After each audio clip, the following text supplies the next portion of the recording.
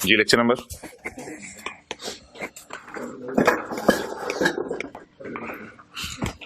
Numerical निकाल लें, page number 481। समाज एसोसिएट इज रजिस्टर्ड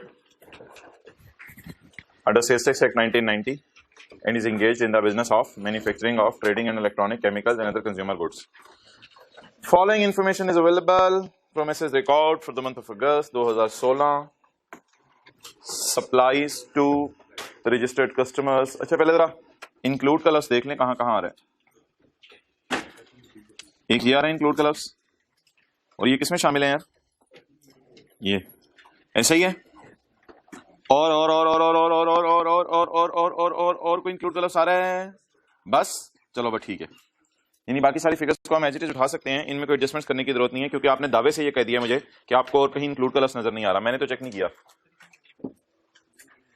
अपनी स्टेटमेंट पे कायम रहिएगा।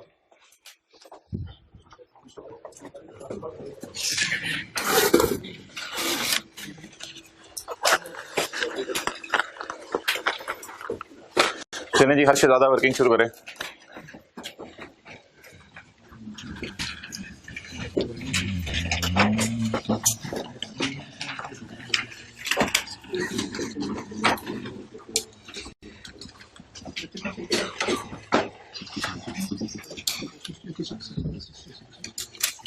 यहाँ पे ना मशीन का भी इनपुट आता है, इलेक्ट्रॉनिक कैश रजिस्टर अगर हुआ उसका भी इनपुट आएगा। तो यहाँ पे दो चीजों का इनपुट आता है, कोई नहीं, खैर होता रहता है।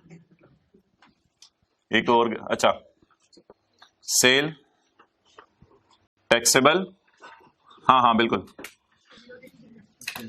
जीरो रेट और एग्जाम्प्ट।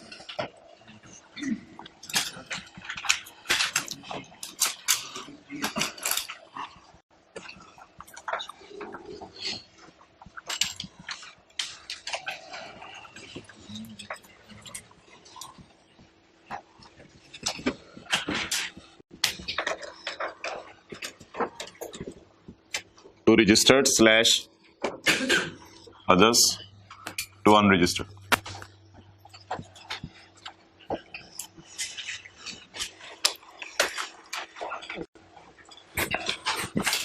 कभी एक क्लास में क्लास लेना, कभी दूसरी क्लास में लेना, ऐसे मत किया करें चीजें, फिर कोई एक दो क्लास में आगे पीछे हल्की फुल्की हो जाती हैं, फिर आपको मिस हो जाती हैं। 2000 sale to registered customers, sale to registered wholesaler, sales to registered dealer, sales to registered retailers. Registered लोगों को सारी सेल हुई है ना, तो बस ठीक है, रजिस्टर्ड वाली में डाल दें। Registered customers, dealers, wholesalers, retailers, सारे रजिस्टर्ड लोग इसके पास आए।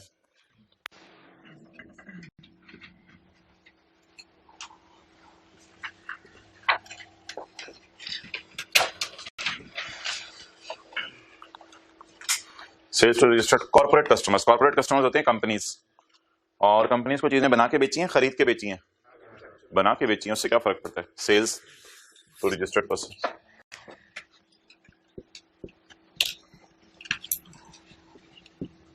मैन्युफैक्चर्ड गुड्स मैं देख लेता हूँ, टाइम पे तय करें आप लोग। आगे sales to corporate customers purchase goods, क्या मतलब चीजें खरीद के बेची हैं या इनको बना के दी हैं? कोई बाजार से खरीद के इनको बेच दी है। बहरहाल हमारे लिए इस वक्त सिर्फ ये रेलिवेंट है, टू रजिस्टर्ड।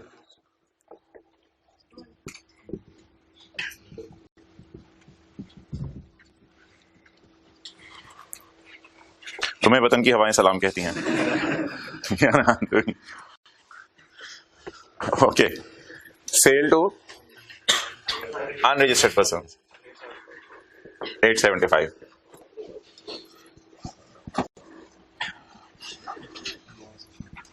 कितने? इसका क्या करना है यार?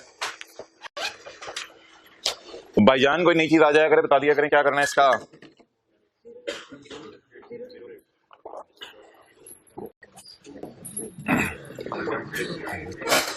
भाई एग्जाम्प्ट किसने कहा यार? भाई हमने ऐसे बंदे को सेल किया है जो खुद एक्सपोर्टर है। मिसाल के तौर पे ये जनरल टायर है। जनरल टायर ने सेल की है होंडा को, ताकि होंडा गाड़ी एक्सपोर्ट करे। तो मोहतरम, क्या जनरल टायर 100 वाला टायर 117 का बेचेगा? बिल्कुल बेचेगा, बिल्कुल बेचेगा। भाईजान हम एक्सपोर्टर नहीं है, हम एक्सपोर्ट नहीं कर रहे, sale to a person who is exporter. हम एक्सपोर्टर को सेल कर रहे हैं, तो हम तो फिर लोकल सेल कर रहे होंगे ना। हम ऐसे बंदे को सेल कर रहे हैं जिसने आगे क्या करनी है, तो किसकी सेल जीरो रेट होगी, उसकी हमारी। हम तो लोकल सेल कर रहे हैं, we are making local sale. Local sale क्यों, हाँ कर किसको रहे हैं, टू एक्सपोर्टर। आगे उसकी सेल जीरो रेट होगी, बाद में अगर उसने हमें कोई टैक्स पे किया होगा तो वो रिफंड मांग लेगा, वो आगे उसका मामला है। लेकिन फिलहाल हम तो भाईजान पाकिस्तान में सेल कर रहे हैं, sale to person who is exporter. Taxable at 17% में डालें से 625, क्योंकि रजिस्टर्ड बंदा है। एक्सपोर्ट सेल नहीं, sale to exporter.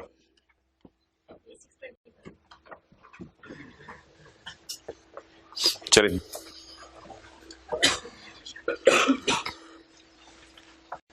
Purchases from registered persons. तो भाईजान ये 7-7 17% लगाते रहना आपने। कर लो भाईजान रजिस्टर, खोल लो, बॉल पॉइंट लिखना शुरू बाद में ज्यादा यार, अभी समझने पे फोकस करोगे।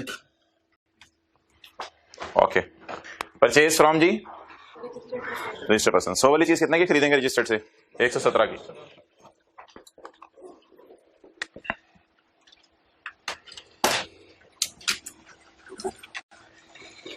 अरे नहीं दिया करें हम तो।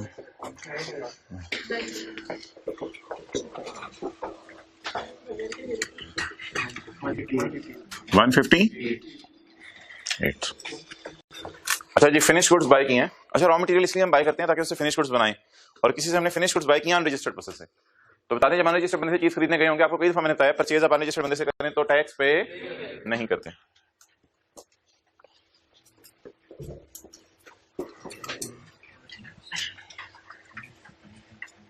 यार अगर ये लिख दिया करें तो मुझे ये लग रहा है एग्जामिनर को ज्यादा अच्छा इंप्रेशन पड़ेगा, ताकि एक फिगर भी जरा लिख दिया करें। तो मेरा ये मशवरा आज के बाद ना फिगर भी लिख दिया करें यहाँ पे, खाली डैश डालने की बजाय बेहतर है, ताकि जरा फिगर भी पता चल जाए। आज भाईजान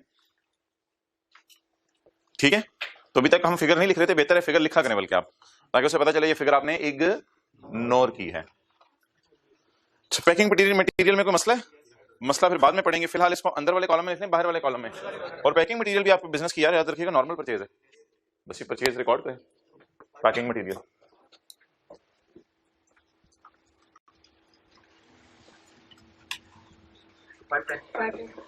इसको तो अंदर लिख लेना, क्योंकि इस पे कोई एडजस्टमेंट वगैरह करके फिर हम 17% लगा देंगे। इधर मैं अब जगह छोड़ रहा हूं क्योंकि इधर फिगर आनी है, डैश नहीं लगाना है अभी। Local machinery from N unregistered person. Machine खरीदी अनरजिस्टर्ड बंदे से, भाईजान मशीन भी अनरजिस्टर्ड से खरीद सकते हैं, लेकिन सवाल यह है कि 100 रुपए पे 117 दिए होंगे या नहीं दिए होंगे, नहीं दिए होंगे। तो मशीन कितने वाली, 360 वाली अनरजिस्टर्ड से खरीदी है ना, तो 360 ऐसे ही जरा जी आगे। ये क्या करना है, taxable goods from cottage industry.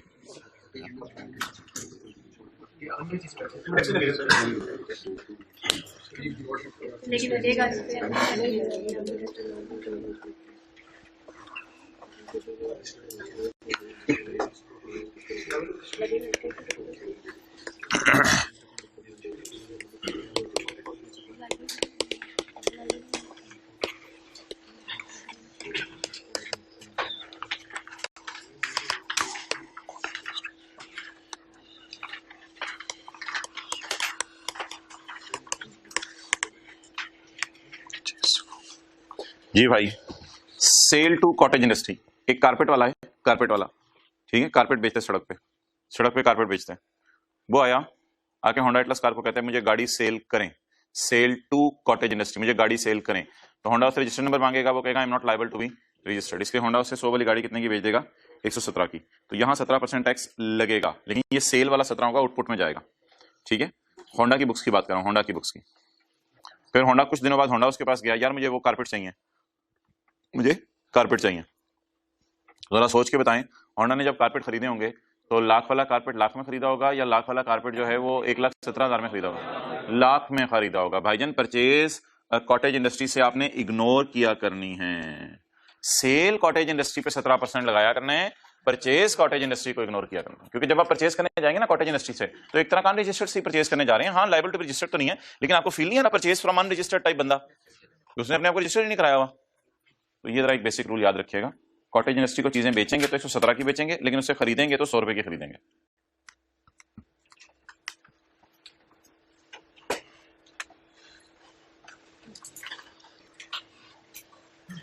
अच्छा जी, अब जो कॉटेज इंडस्ट्री वाली एडजस्टमेंट आ रही है वो हमारी सेल वाली साइड पे आ रही है, परचेज वाली साइड पे आ रही है।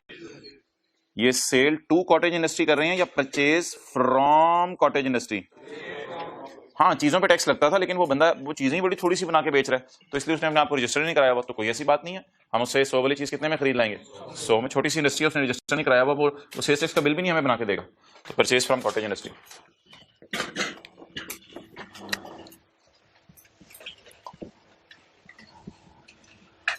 Purchase from cottage industry of ₹20 से इग्नोर करेंगे।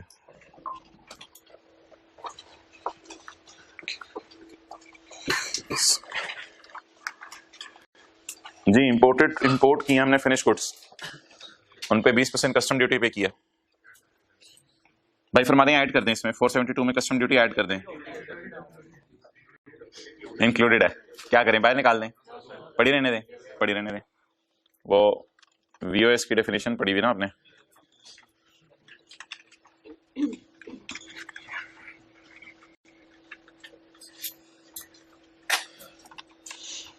जी भाईजान, ये देखें किधर है, इंपोर्टेड गुड्स के केस में कस्टम ड्यूटी डालनी होती है चीजों में, तो कस्टम ड्यूटी डालनी थी, तो डाली हुई चीज पड़ी है तो पड़ी रहने।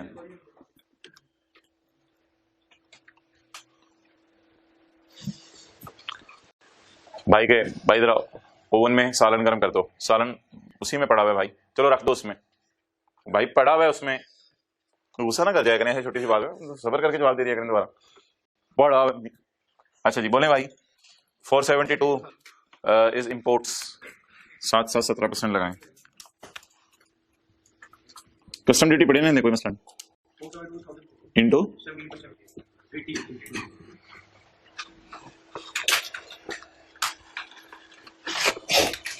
जी बिल्कुल, आगे चले हम पॉइंट 1 पढ़े।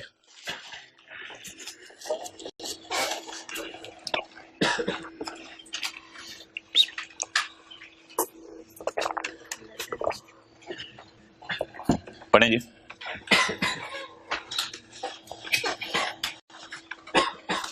Packing material from registered persons include material worth ₹1 lakh, इसमें 1.5 लाख का मटेरियल पड़ा है, which was use for packing electric motors, जो कि इलेक्ट्रिक मोटर्स पैक करने के इस्तेमाल होते हैं।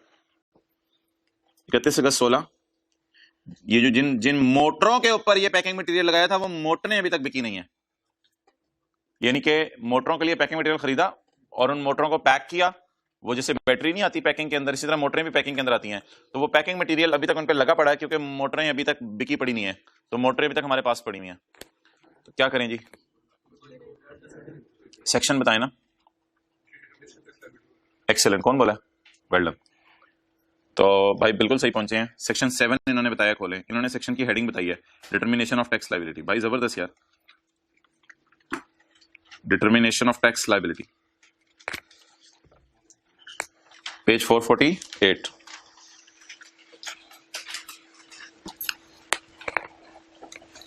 For determining a tax liability of a registered person, the person shall be entitled to minus input during the month for sale made or to be made. आपको input सारा minus करने की इजाजत है, चाहे आपने मोटरें बेच दी हैं चाहे नहीं बेची, फिर भी सारा इनपुट आपको माइनस। हत्ता के 50 अगर आप मोटरें बेचें और 80 आपने खरीदी थी, तो सारी की सारी परचेज आपकी माइनस करने की इजाजत है। तो क्या चीजों का स्टॉक में पड़ा होना इस चीज का सबूत है कि अब चीजें जो है वो परचेजेस में नहीं जानी चाहिए? ओ भाई, क्या चीजों का स्टॉक में पड़े होना इसका ये मतलब है कि परचेज में नहीं जानी चाहिए? इसका बिल्कुल ये मतलब नहीं है, परचेज में जानी चाहिए और गई नहीं है, और पड़ी रहने दें, पड़ी रहने, ना छेड़िए, ना छेड़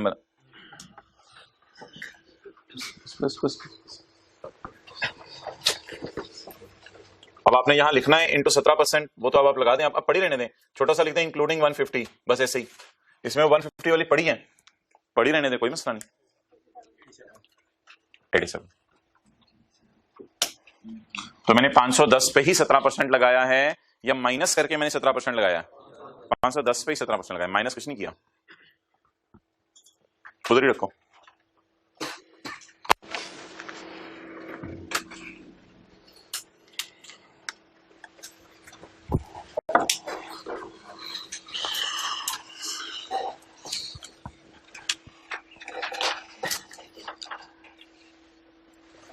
इधर ले आओ। अच्छा, ये कुछ चीजें हमने वर्किंग 1 में डालनी होती हैं, यानी परचेज में, और कुछ चीजें हमने किस में डालनी होती हैं? सेल में। तो एक चैलेंज हुआ करेगा, कई दफा एडजस्टमेंट पढ़ के समझ नहीं आएगा ये परचेज में डालूं सेल में डालूं। तो उसकी इंडिकेशंस हैं, एक तो अगर आपके पास गुड्स आ रही हैं, फिक्रा पढ़ के आपको लग रहा है, तो भी ये परचेज है, और अगर आपके पास से कैश जा रहा है तो भी ये परचेज है। तो ये एक इंडिकेशन होगी, क्योंकि देखिए ना, दुकान पे जाके आप ब्रेड खरीदें तो ब्रेड आ जाती है आपके पास से, पैसे चले जाते हैं, तो ये परचेज होती है। और जो सेल होती है उसमें क्या होता है बोले? गुड्स जारी होती हैं और कैश आ रहा। सर बड़ी कमाल बात बताई, खीर होगी आज तो, ये तो हमें तो भाई अगर कभी कोई एडजस्टमेंट आपको टफ टाइम दे और समझ ना आ रहा हो ये एडजस्टमेंट परचेज में डालनी है या सेल में डालनी है, तो फिर ऐसी सूरत के अंदर आपने ये जहन में रखना है, फिक्रा पढ़ के, कि पैसे जा रहे हैं या आ रहे हैं। पैसे जा रहे हैं तो परचेज में डाल दीजिएगा, पैसे आ रहे हैं तो सेल में डाल दीजिएगा, अनलेस के फिक्रा कुछ और वाज़ेह तौर पे कह रहा हो। अच्छा, ये क्या कहते हैं, पैसे जाना आना तो अपनी जगह, वैसे एडजस्टमेंट पढ़ के भी अंदाजा हो जाता है कि ये सेल है या परचेज है। बाकी परचेजेस को आपको पता है वर्किंग 1 में डालते हैं, और सेल जो है वर्किंग 3 में जाती हैं, लेकिन अगर 0 रेट या एग्जाम्प्ट हो तो वो डायरेक्टली वर्किंग 2 में चली जाती हैं। पढ़े यार point 2।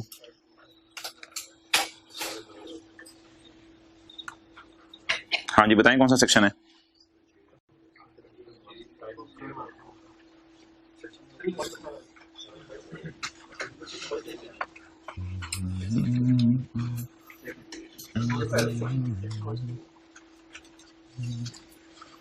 A registered supplier had supplied goods worth rupees 50,000 to SA in August 16।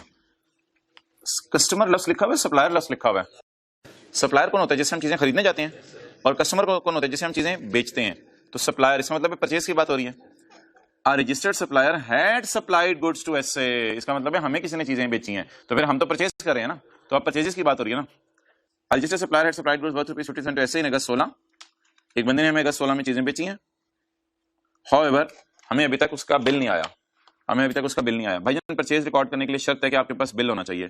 ये पढ़ा था हमने सेक्शन 7 में। परचेज रिकॉर्ड करने के लिए शर्त है आपके पास बिल होना चाहिए। ये बड़ा इंपॉर्टेंट पॉइंट है, और ये आके बार बार टेस्ट कर रहा है। ये पेज नंबर 449 के ऊपर लिखा हुआ है। आप इनपुट को माइनस नहीं कर सकते जब तक कि आप बिल को होल्ड ना कर लें। होल्ड का मतलब होता है ये बिल है और ये आपका हाथ, ये बिल होल्ड कर लिया आपने, ये मतलब होता है होल्ड का। होल्ड का मतलब है बिल आपके हाथ में है। होल्ड का क्या मतलब है? बिल आपके, वो बिल ही क्या जो हाथ में ना हो। तो ऐसा परचेज रिकॉर्ड करने की इजाजत है जिसके बारे में आपके पास उसका बिल होल्ड कर रहे हो। A registered person shall not be entitled to minus input unless के लोकल परचेज का इनवॉइस होल्ड करे, इंपोर्ट के केस में गुड डिक्लेरेशन होल्ड करे, और ऑक्शन के केस में ट्रेजरी चालान होल्ड करे। होल्ड का मतलब है आपके हाथ में आ जाए बिल। तो रजिस्टर्ड पर्सन है सप्लाइड गुड्स वर्थ ₹50 इन अगस्त, चीजें आ गई हमारे पास। However, we did not receive the bill, हमने अभी तक बिल रिसीव नहीं किया।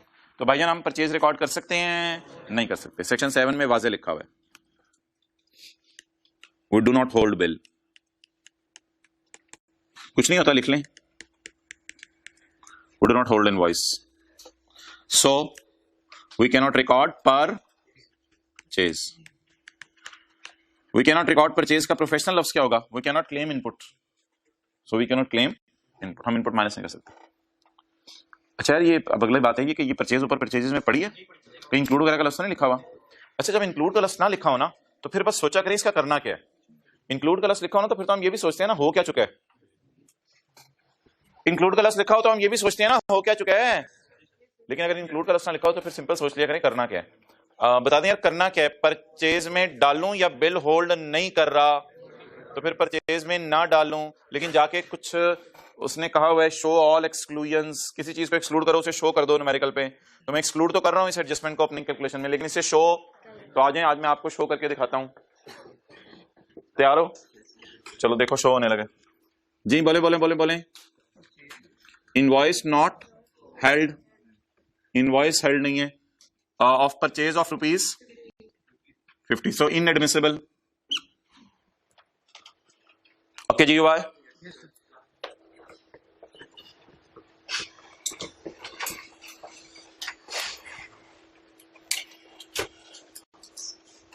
उधर रखें कैमरा, थोड़ी देर रुका करें जरा ताकि बच्चे लिख लें। जी बिल्कुल ले आए अभी। क्या चीज भाई कह रहे हैं कि मुझे ये लग रहा है कि रजिस्टर्ड परचेज जो है सवाल में रॉ मटेरियल फ्रॉम रजिस्टर खींच के रखे ये वो बात है। भाई कह रहे हैं इस फिगर के अंदर ये फिगर शामिल है 50,000 की, इसको इसमें से बाहर निकालें। मेरा ये जवाब है कि सवाल ने लिखा नहीं कि ये इंक्लूड है, तो जब एक चीज उसमें पड़ी नहीं हुई तो उसमें निकालें काहे को। आगे चलें अगर आपकी इजाजत हो तो। हर गाय पॉइंट 3 पे आए, चलें जी पढ़ें। और भाईजान ये तो बता दें कौन सा सेक्शन है, खुदा के लिए ऐसा ना करें, ये तो जल्दी बता दें पेज नंबर कौन सा है, मेहरबानी होगी अगर आप तशरीफ ले आते हैं। 448 फरमा रहे हैं हजरात, 448। अच्छा वही सफा, हाँ 4 एक सफा पीछे। Input tax amounting to 55.9 was paid in April 16. Input was paid in April 16, but गलती से it could not be recorded in the return of April 16. गलती से कुछ नहीं होता, लिख लें it could not be recorded in the return of April 16. Input पे कर दिया है अप्रैल में, बट गलती से it could not be claimed in April 16. गलती से ये अप्रैल 16 में रिकॉर्ड नहीं हो सका। Page 448, where a registered person did not deduct input in relevant month. इसका मतलब है input was paid but was not claimed in the relevant month. Where a registered person did not claim input in the relevant month, ही में remedy available, साथ वाले ही में करें जरा जल्दी, उसको कहें ही में claim such tax, no problem guy, in the return of any of the 6 tax months. तो भाईजान हम कहाँ किस महीने की रिटर्न है, ये अप्रैल की, और हमारे सवाल की किस महीने की है, अगस्त की। इसमें ना दिन नहीं गिनने होते, इसमें अप्रैल के बाद वाले महीने से गिनना शुरू करना होता है, इसमें दिन नहीं कभी काउंट करने। मई, जून, जुलाई, अगस्त, may claim it in any of the 6 months. वो जो क्रेडिटर को 180 दिन तक पेमेंट ना करे ना, वो एग्जैक्ट 180th डे सजा मिलती है, उसमें किसी भी महीने का जिक्र नहीं है, ये तो किसी भी महीने रिकॉर्ड कर सकते हैं। तो अप्रैल की भूली हुई परचेज अगर अगस्त में याद आ जाए तो क्या अगस्त में रिकॉर्ड कर लें? सुबह का बोला दोपहर को घर आ जाए, दरवाजा बंद कर दें कि शायर ने लिखा था शाम को आए तो सही है। तो बताएं अप्रैल की भूली हुई परचेज अगस्त में याद आ जाए तो क्या 6 महीने का इंतजार करें, जब भी याद आ जाए? जब भी याद आ जाए। मैंने आपको एक मिसाल दी थी, टीचर ने कहा अगर आप सैटरडे को टेस्ट ना दे सके, जो कि आज है, अगर आप सैटरडे को टेस्ट ना दे सके, न्यूमेरिकल है कर ली यार, अगर आप सैटरडे को टेस्ट ना दे सके तो फिर आप वेडनेसडे तक दे देना। इसका क्या मतलब है कि मंडे को भी दे सकते हैं, ट्यूसडे को भी दे सकते हैं। तो अगर आप अप्रैल में परचेज रिकॉर्ड ना कर सके तो अगले 6 महीने में किसी में भी रिकॉर्ड कर लो। तो हम तो अगस्त में खड़े हैं, तो रिकॉर्ड करनी है, बोले बोले बोले रिकॉर्ड करनी है। अच्छा ऑलरेडी इंक्लूड तो नहीं है कि रिकॉर्ड हुई हो, ये तो नहीं लिखा हुआ ऑलरेडी इंक्लूडेड है। तो फिर हमने अब एडजस्टमेंट आसान है, अब सोचना है बस करना क्या है। बताएं जी, भूली हुई परचेज रिकॉर्ड कर लें। रिकॉर्ड करने का तरीका क्या, परचेज का वर्किंग वन में ले जाएं इसको, तो वर्किंग वन में लेके जाएं जी, लगाएं जी कैलकुलेटर पकड़ें, 17% लगाएं। इनपुट टैक्स लगा हुआ है, आप उससे नहीं बोल रहे थे आज बोल रहे हैं। इनपुट टैक्स यानी ऑलरेडी ये 17% पे, तो ऑलरेडी तो बोले लगे हुए पे क्या लगाना, तो जब लगा हुआ इस पे 17% तो लगे हुए पे क्या लगाना जी। अब आप पूछें। नहीं, क्लेम का मतलब है कि रिटर्न में शो करना। इनपुट ऑफ अप्रैल, डरते डरते रिकॉर्ड कर लूं अगस्त में? नहीं, धड़ल्ले से रिकॉर्ड करें अगस्त में, कोई डरने की जरूरत नहीं है। 55.9 कितना होता है? 60। 55.9 को मैं काट के 60 लिख रहा हूं क्योंकि ऑनलाइन वाला कुछ ज्यादा ये ना पूछते 60 कहां से आया था। 55.9 को राउंड करके 60 किया जा सकता है। माई GUI 56 है, सॉरी 55.9 को राउंड करके 56। अच्छा सोच रहे थे, कुछ बोल नहीं रहे थे, उधर ही रखो कैमरा।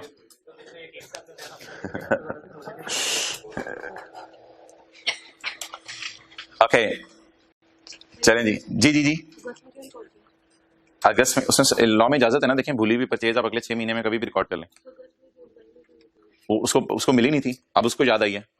इस सवाल की एडजस्टमेंट में अगर वो लिख रहा है कि input tax of 55.9 was paid in April but it could not be claimed in April, तो इसका मतलब है शायद उसे मई में भी याद नहीं आया, जून में भी याद नहीं आया, जुलाई में भी याद नहीं आया। जैसे ही अगस्त का न्यूमेरिकल सॉल्व होने लगा उसने कहा oh input of April is not recorded.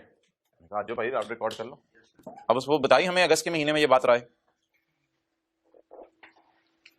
चलें भाई पढ़ें यार अगला पॉइंट।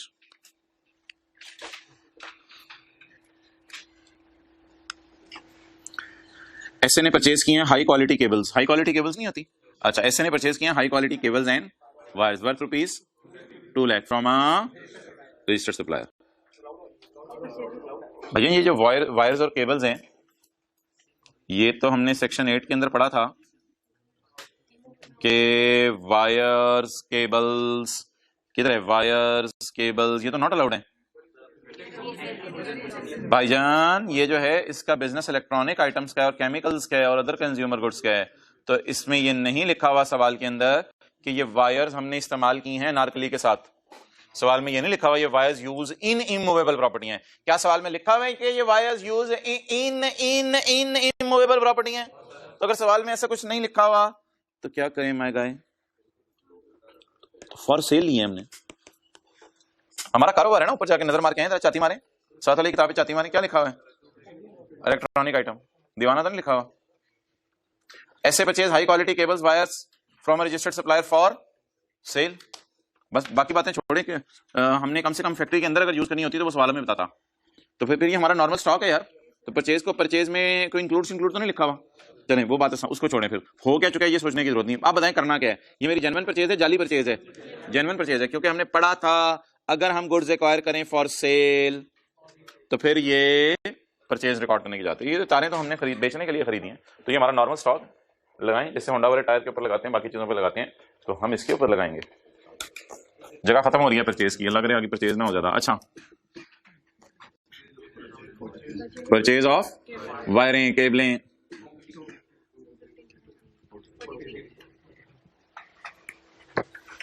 ओके चलें जी आगे, चेक के रखें।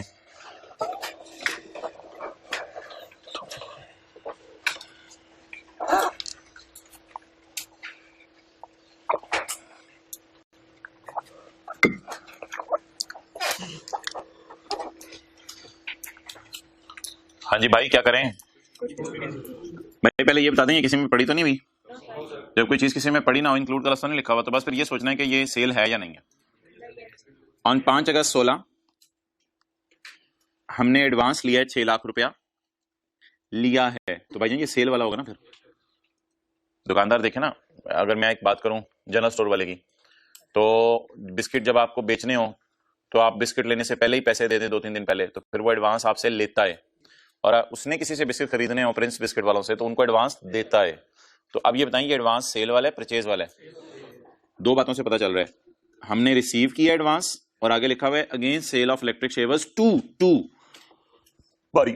बारी को हमने इलेक्ट्रिक शेवर बेचने थे, इलेक्ट्रिक शेवर बारी को हमने इलेक्ट्रिक शेवर बेचने थे, उससे हमने एडवांस पकड़ा। और चीजें कब डिलीवर हुई?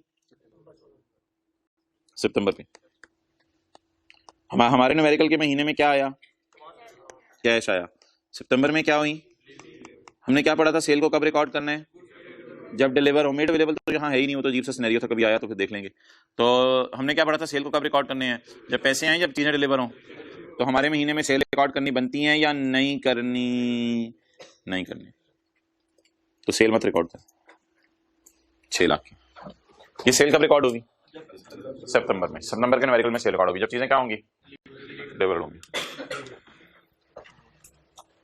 एडवांस रिसीव्ड कितना?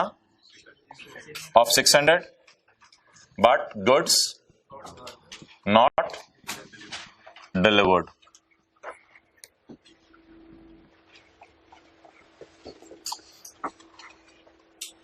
ये टाइम ऑफ सप्लाई की डेफिनेशन में हमने पढ़ा था कि sale is recorded at the time of supply.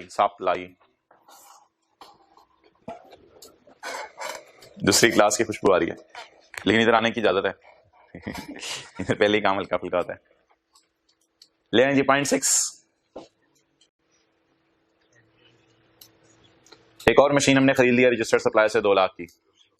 अच्छा, सवाल में लिखा हुआ है all figures are excluding sales tax where applicable. जहां एप्लीकेबल हो सारी फिगर्स 100 पे पड़ी हुई है, आपने उसमें 17 खुद लगाने। लेकिन इधर ये लिखा हुआ है कि इसमें सेल्स टैक्स पड़ा हुआ है। इसका क्या मतलब है? ये जो 2 लाख रुपए हैं, क्या इसमें क्या ये 100 है या क्या ये 117 है? तो 117 का हमें क्या चाहिए? 17 चाहिए। क्यों? वर्किंग 1 में से लेके जाना है। वर्किंग 1 में आपको पता है सारी चीजें 17% पे पड़ी होती हैं, ना भी पड़ी हो तो हम 17 पे ले आते हैं। तो एक बात याद रखिएगा, अगर आपको कह दे कि सरासिफ को 30 लाख वाली गाड़ी हमने 5,10,000 यानी 17% 5,10,000 बनते ना, डाल के 35,10,000 की बेची है, तो इसे कहेंगे एक्सक्लूडिंग सेल्स टैक्स, इसे कहेंगे इंक्लूसिव ऑफ सेल्स टैक्स। अब अगर आप 35,10,000 से 5,10,000 निकालना चाहते हैं, तो अगर आप 3 लाख के 3 मिलियन के ऊपर अगर आप 17% लगाएं तो भी 5,10,000 आ जाएगा। या आप ऐसा करें 35,10,000 को पकड़ें, इसे डिवाइड करें 117 पे, मल्टीप्लाई करें 17 से। जरा चेक करें 35,10,000 डिवाइडेड बाई 117 मल्टीप्लाइड बाई 17, 5,10,000 ही आ रहा है। तो इस फिगर से अगर इस फिगर पे पहुंचना हो तो एक फॉर्मूला सा लगता है इंटू 17 डिवाइडेड बाई 117, और अगर इस फिगर से इस फिगर पर पहुंचना हो तो फिर सीधा 17% लगा देते हैं। तो बताएं जी, इस फिगर इज इंक्लूसिव ऑफ, तो ये फिगर किस पे पड़ी है? 117।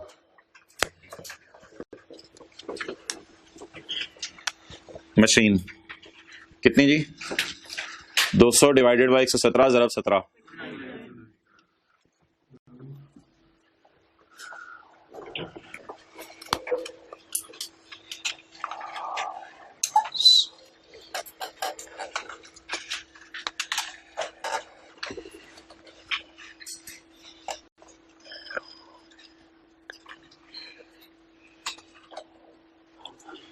चलें जी आगे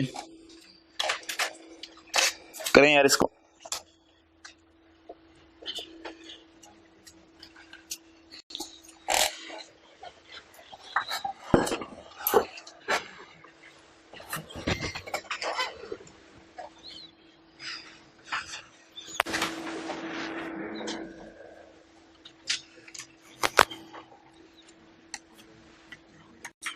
दस फरवरी 2016 को हमने परचेज की थी लिक्विड नाइट्रोजन, लिक्विड भी होती है, liquid nitrogen worth ₹3 lakh. Mughal chemical नहीं, मुगल केमिकल उनकी दुकान है केमिकल्स की, वहां से जाके हमने नाइट्रोजन खरीदी थी। रास्ते में गायब नहीं है हमारे पास, अल्लाह का शुक्र, लिक्विड नाइट्रोजन खरीदी, रजिस्टर्ड बंदे से हम परचेज करके आए हैं। तो ये हमारी परचेजेज हैं, उधार पे खरीदी थी, लेकिन कोई मसला नहीं। अगर हमने अप्रैल के अंदर फरवरी के अंदर चीजें उधार पे खरीदी थी, कोई मसला नहीं। उधार वाली परचेज हमने फरवरी में रिकॉर्ड कर ली होगी, कोई मसला नहीं, कोई मसला नहीं। हमने पेज 448 पे पढ़ा था, अगर परचेज उधार पे भी हो तो उसे रिकॉर्ड करने की इजाजत है, कोई मसला नहीं। तो फरवरी के अंदर जो है वो लिक्विड नाइट्रोजन हमने खरीदी थी और वो उधार के ऊपर खरीदी थी, तो परचेज रिकॉर्ड फरवरी में हो गई होगी, इसमें कोई हरज वाली बात नहीं है। ऑन 15 अगस्त 16 हमने उसको पुराने पैसे पे कर दिए by way of cross cheque, उसको क्रॉस चेक देके पैसे पे कर दिए। अच्छा, अब देख लेते हैं यार इसने 180 दिनों में पैसे पे किए हैं या 180 दिनों के बाद पैसे पे किए हैं। अगर 180 दिनों में पैसे पे किए हैं तो फिर तो बहुत अच्छी बात है, फिर हमें कोई एतराज नहीं होगा। और अगर 180 दिनों के बाद पैसे पे किए हैं तो फिर तो ये मुजरिम है। अच्छा भाई, चीजें कब खरीदी हैं उसे? 10 फरवरी को। तो पहला महीना जरा आपने उंगलियों पे गिनना है। 10 फरवरी को तो 11 से गिनना शुरू करें। 11, 12, 13, 14, 15, 16, 17, 18, 19, 20, 21, 22, 23, 24, 25, 26, 27, 28। नींद तो नहीं आ गई? 29 स्लीप ईयर है। अच्छा चलें, तो कितने बन गए यार? 15, 19 बन गए। अच्छा, मुझे चलाते जाएं, जहां आपको शक हो ना 180 पूरे होने वाले हैं तो आप लोग सारे आके मुझे रोक दीजिएगा इधर आके। मार्च, अप्रैल, 180 पूरे तो नहीं हो जाएंगे? और भाई अभी तो 90 मेरे ख्याल से पूरे नहीं होने, 180 दूर की बात है। मई, जून, जुलाई, डर लग रहा है पूरे होने वाले हैं अभी, या अभी जाने दें? होने वाले हैं।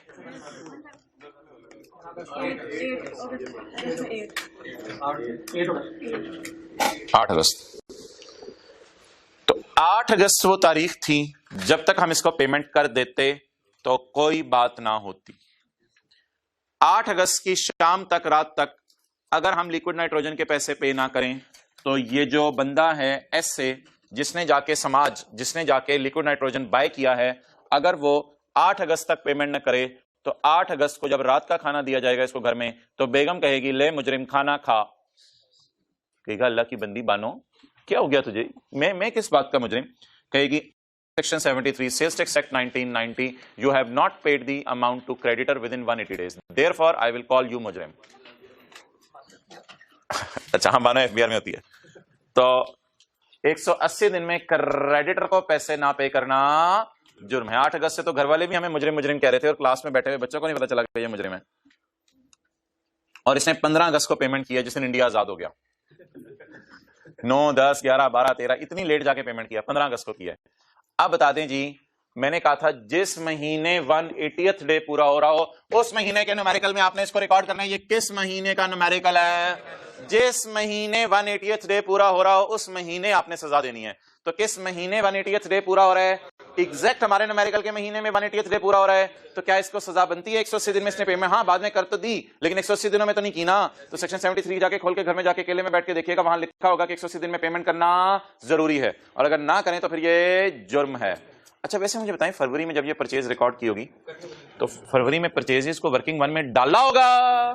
अब वर्किंग वन में दोबारा डालें या अब की वर्किंग वन से निकाल दें, ये हमारी परचेज कोई हमारी महीने की परचेज नहीं है, परचेज बहुत पुरानी है, लेकिन बस अनपेड क्रेडिटर की सजा मिल रही है। तो बोले फरवरी में इसको परचेज में वर्किंग वन में डाला होगा, आज वर्किंग वन से इसको निकाल दें। इस तरह सजा दिया करेंगे अनपेड क्रेडिटर वाली।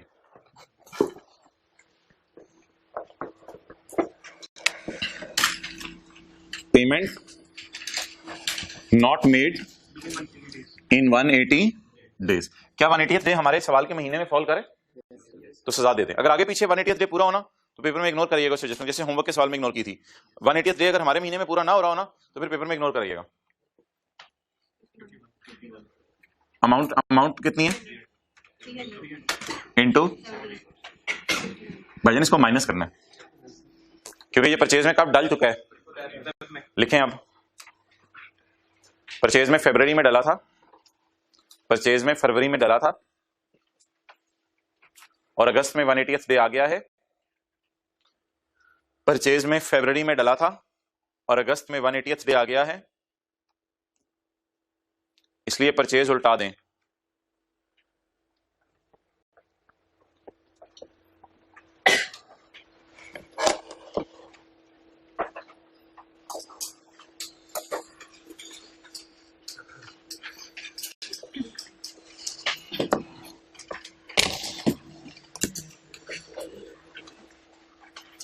भाई ये एडजस्टमेंट हमने असल में पढ़ी नहीं अभी, तो इसलिए इस एडजस्टमेंट को आप काट दें।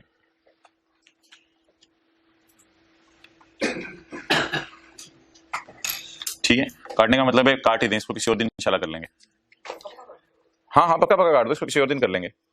पत्ता काट दो इसका, पत्ता काट दो। 0.9 पढ़े जी। इन जुलाई 16 पिछले महीने, हमारा तो अगस्त है ना। Unadjusted input in excess of 90% of output amounted to 10,000। तो बड़े जबरदस्त तरीके से एडजस्टमेंट दी। पहले ये एडजस्टमेंट पता कैसे देता था? पहले ये एडजस्टमेंट इस तरह देता था कि इनपुट ब्रॉट फॉरवर्ड फ्रॉम पिछला महीना, इनपुट ब्रॉट फॉरवर्ड फ्रॉम पिछला महीना। तो अब इसने एडजस्टमेंट में बड़ी ब्यूटी डाली है और ब्यूटी अपने रूज पे है। इन जुलाई 16 वो इनपुट जो 90% रिस्ट्रिक्शन की वजह से माइनस नहीं हो सका था, वो इनपुट इतना है। जैसे आपको याद होगा कि ये जो पेज नंबर 465 था, इसमें हमने यही बात की थी। मशहूर जमाना पेज हमारा, पेज 465। अब तो पेज का नंबर भी याद हो गया होगा। 90% रिस्ट्रिक्शन की वजह से जो इनपुट माइनस ना हो सके उसे कैरी फॉरवर्ड कर लिया जाता है। तो ये जुलाई में 90% रिस्ट्रिक्शन की वजह से माइनस नहीं हो सका था, तो अब इसे क्या करने का टाइम है? Carry forward. तो हमारे सवाल में ब्रॉट फॉरवर्ड। चलें जी, सवाल खत्म हुआ तो टैल्स करवा दें। जरा जल्दी फारिग करवाइएगा सवाल, एक दो आपको थ्योरी के सवाल करवाने हैं पास पेपर के। हाँ जी 373 क्लोज कर दो। 373 मशीन का इनपुट 29। हाँ जी सेल, हाँ जी 4,000। काला नीला याद है? काला नीला नहीं तुझे याद, काला नीला नहीं याद ना? काला नीला कौन है? काला कौन है? नीला बोल, कौन है काला, कौन है नीला? कौन है काला, कौन है नीला? कौन है ये काला, ये नीला? काले नीले चलें नीचे आ जाओ भाई फरमा रहे हैं, काले नीले को भाई फरमा रहे हैं नीचे आ जाओ। पहले सेल को बुलाएं जरा, कितनी है? 4000। ओ भाईजान टैक्सेबल सेल कोई नहीं, मोहतरम एग्जाम्प्ट सेल कोई नहीं, टैक्सेबल एट जीरो भी कोई नहीं, एग्जाम्प्ट भी कोई नहीं। आज तो शायद अपोर्शनमेंट करनी ना पड़े, तोड़ दें कैलकुलेटर, कोई अपोर्शनमेंट की जरूरत नहीं। काले काले कौन बोला? नीला, मैं भी। आजा चेतिया, बस चलने लगी। काले नीले आगे थोड़े थोड़े थोड़े। ओ भाईजान की करने लगे हो? अगर फिर भी कोई दीवाना या मस्ताना क्लास में बैठा है तो वो 373 को डिवाइड करे 4000 से और मल्टीप्लाई करे 4000 से, भाई चपेट आएगी 373 की।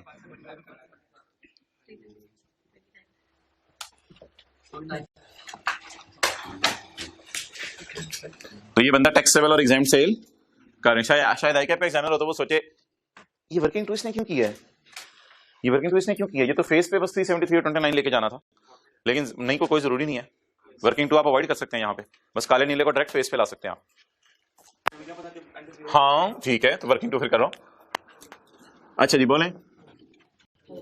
समाज associate, sales tax, liability, liability for the month of August. Output less input, कौन सा? अदर्स, लोअर ऑफ मशीन बाद में, लेस इनपुट मैकिंग। क्लियर?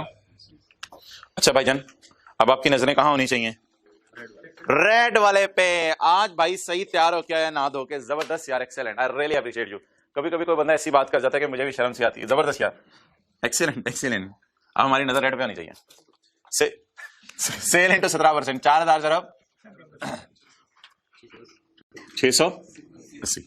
काले और ये नीले का टूटा हुआ हिस्सा, ये काले का टूटा हुआ हिस्सा 373 और 20। तुझे कितनी दफा समझाया? तो फिर बात अंदर अच्छा खड़ा हो इधर। तो मेरा भाई तो कोई नहीं। हाँ तेरा तो भाई को साथ लेके चला करना, तू बाहर चला जाता है फौरन। वही तो भाई है। 0.9 जी कितना? इनपुट ये ऑलरेडी इनपुट है, प्लस ब्रॉट फॉरवर्ड 10। मेहरबानी पाजन हो गया है। प्रोसेसिंग तेज कर अपनी यार। 90% ऑफ 680 612। जिगर गोशे कितना माइनस करने को दिल चाह रहा है? लोअर भी क्या है? कितना कैरी फॉरवर्ड? कोई कैरी फॉरवर्ड नहीं। 380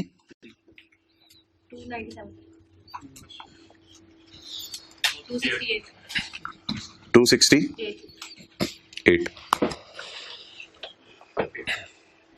डन। अच्छा जी, एक लाइन और रहेगी, वो मुझे बता दें। एट 3% फर्दर टैक्स ऑन 870 नजर आ रहा था मेरे भाई, माय डियर, ये नजर आ रहा था? पक्की बात? ऑन 875 26 खाली से नहीं चिन्ह महसूस हो रही आज, खाली से ना कोई एक्सपोर्ट सेल का रिफंड, ना कोई कैरी फॉरवर्ड, उदासी उधर रखें।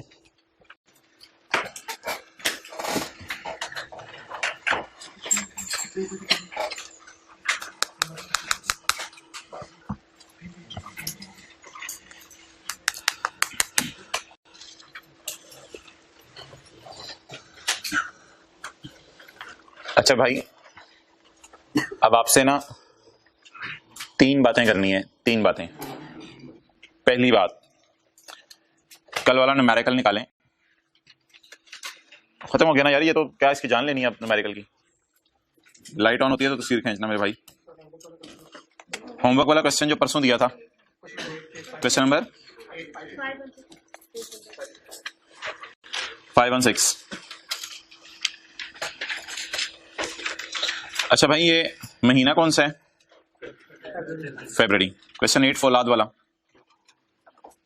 यदि ये पता कैसे चलेगा कि क्रेडिटर को 180 दिन में पेमेंट करने वाली एडजस्टमेंट आई है? इस पेएबल, पैसे अभी तक पेएबल हैं, पैसे अभी तक। भाई मेरे पीछे छुप रहा हो तो बता दिया करो। अच्छा, 8,20,000 की परचेजेस की हैं रजिस्टर्ड सप्लायर से, इज स्टिल पेएबल सिंस जुलाई 11। जुलाई 11 से तुमने पैसे नहीं दिए जालिम। The input was recorded in relevant month in working one. Working one में input इसका डाल लिया था। Working one में इसका input डाल लिया था। किस महीने में Working one में डाला होगा? जुलाई में। किस महीने में इसका Working one में input डाला होगा? जुलाई में। अच्छा, अब इसमें ना डेट नहीं दी हुई, हमने दिन गिनने होते हैं, तो इसको फिर यकम जुलाई 11 आपने assume करना है, महीने का पहला दिन। करें जी assume यकम जुलाई 11। अब आप गिनना शुरू करें जी 2 जुलाई से। अब आप गिनना शुरू करें 2 जुलाई से। तो 2 जुलाई से मेरे ख्याल से गिनने की जरूरत नहीं, शायद 30 दिन ही हो, इतने तो हमें पता ही है। जुलाई उंगलियों पे गिना। अगस्त, सितंबर, अक्टूबर, नवंबर, कितने? 30। दिसंबर में पूरा हो जाना है 29 दिसंबर की रात तक अगर ये पेमेंट न करे तो बेगम क्या कहेगी? ओह, मैं कोई और गल कर रहे हैं। अच्छा, 28 दिसंबर की रात को बेगम इसे क्या कहेगी? ले फौलाद खाना खा, मुजरिम खाना खा।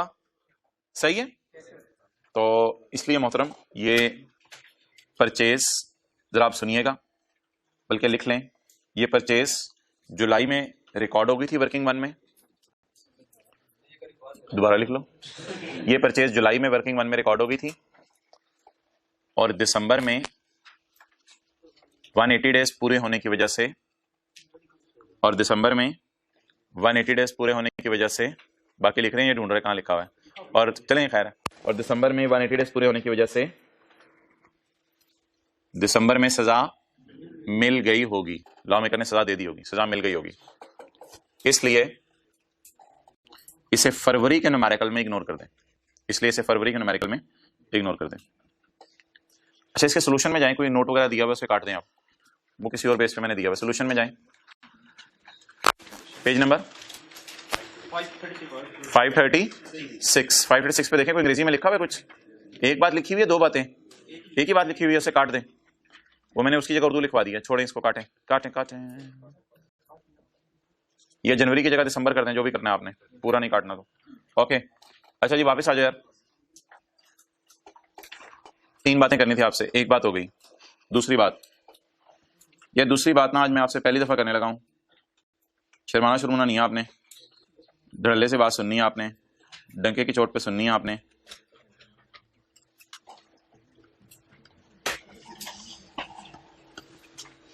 मिल जाए मुझे।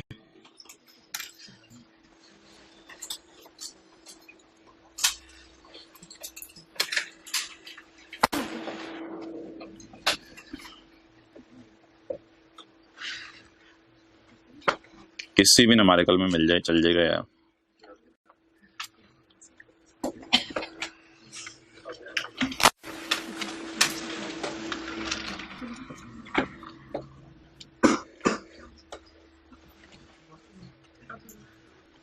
अच्छा, आप वो इस वक्त थ्योरी का एक सवाल निकालें, हलीमा वाला, 36वां 37वां सवाल होगा।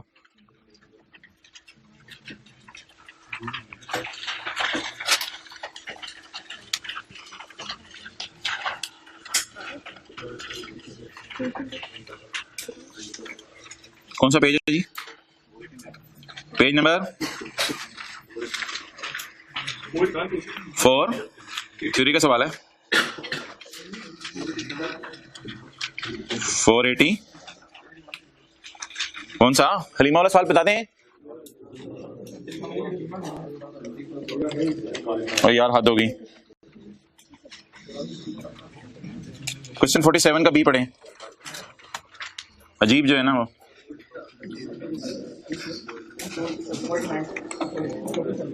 $489 while carrying out the sales tax audit of Halima, जल्दी पढ़ लें।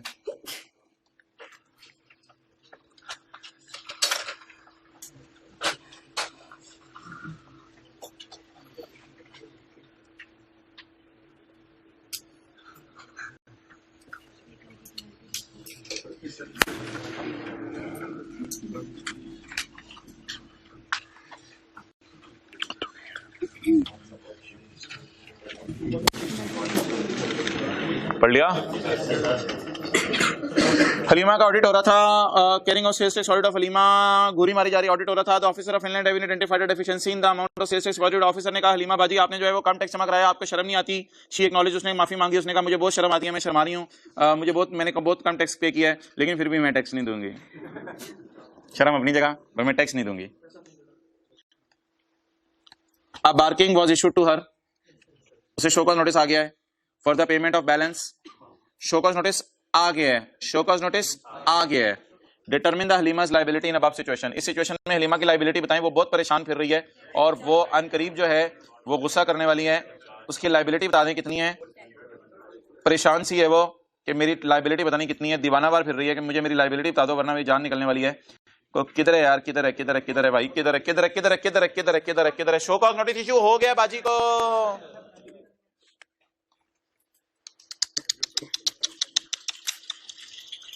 Show cause notice was issued to, भाई सीए करें, बी प्रोफेशनल। अच्छा शर्म नहीं आती तुम्हें? तो भाईजान बाजी को शो कॉज नोटिस इशू हो गया है, गेम हाथ से निकल चुकी है, अब भी बदनामी से बच सकती है, असेसमेंट ऑर्डर नहीं आएगा इसे। अभी सिर्फ बार्किंग हुई है, बाइटिंग नहीं हुई। 100% पेनल्टी वगैरह जमा करा दे तो असेसमेंट ऑर्डर नहीं आएगा। तो क्या है लायबिलिटी इसकी? She will pay the tax, she will pay the default surcharge and she will pay 100% penalty. अच्छा, ऑल्सो का क्या मतलब है? नया सवाल शुरू हो गया, बिल्कुल नया सवाल शुरू हो गया। अब नया सवाल है, also explain whether it would have been to her फायदा। क्या उसको फायदा होता बाजी को अगर बाजी पे कर देती पैसे बिफोर शो कॉज नोटिस? अगर शो कॉज नोटिस से पहले बाजी पैसे पे कर देती तो बाजी.com को फायदा होता। अगर शो कॉज नोटिस से पहले पैसे पे कर देती तो क्या इनको फायदा होता मोहतरमा को? जी मोहतरमा को क्या फायदा होता? अगर शो कॉज नोटिस से पहले पहले, अगर शो कॉज नोटिस से पहले पहले, अगर शो कॉज नोटिस से पहले पहले ये बाजी क्या करती? टैक्स जमा करा देती। छट जाना कॉन्सेप्ट समझ। तो टैक्स डिफॉल्ट सरचार्ज पे करती हैं और मोहतरमा को कोई टैक्स कंसल्टेंट अच्छा मिलता तो बताता आप 75% पेनल्टी सेव कर सकती हैं। तो ऐसी सूरत के अंदर अब वो कितना टैक्स जमा कराती फिर अगर पहले आ जाती तो? मुश्किल सवाल था ना? अच्छा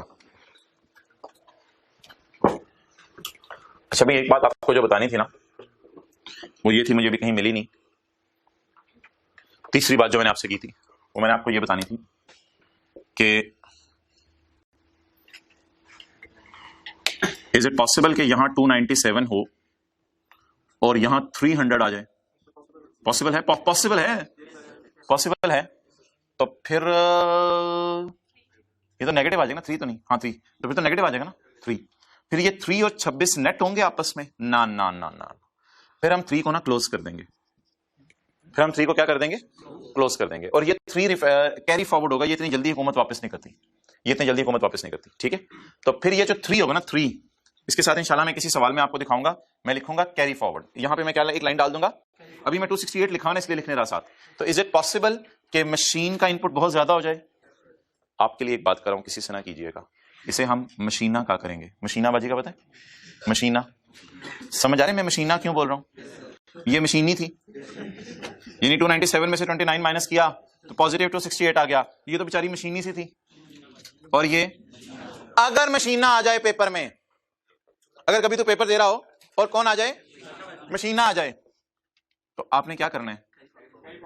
मशीना को नहीं, ये जो बचेगा इसको क्या करना है? कैरी फॉरवर्ड करना है। तो मेरे ख्याल से इसको शायद लिखने की भी जरूरत नहीं है, एक दफा बात समझ आ गई है, फिर कभी लिखने का मौका भी आपको दे दिया जाएगा। तो क्या कभी मशीन का इनपुट ज्यादा हो सकता है अच्छा खासा? तो इसको क्या करेंगे? उंगली रख के मशीना, और फिर नीचे क्या लिखेंगे? Carry forward. फिर 26 एज इट इज आपने हुकूमत को देना है, ये 3 का फिर कभी हुकूमत आपको माइनस करने देगी। फिर इस 3 का करना क्या वो कभी डिस्कस करेंगे, फिलहाल सिर्फ एक छोटी सी बात करनी थी, अगर याद रह जाए। ठीक है जी, ओवर करो।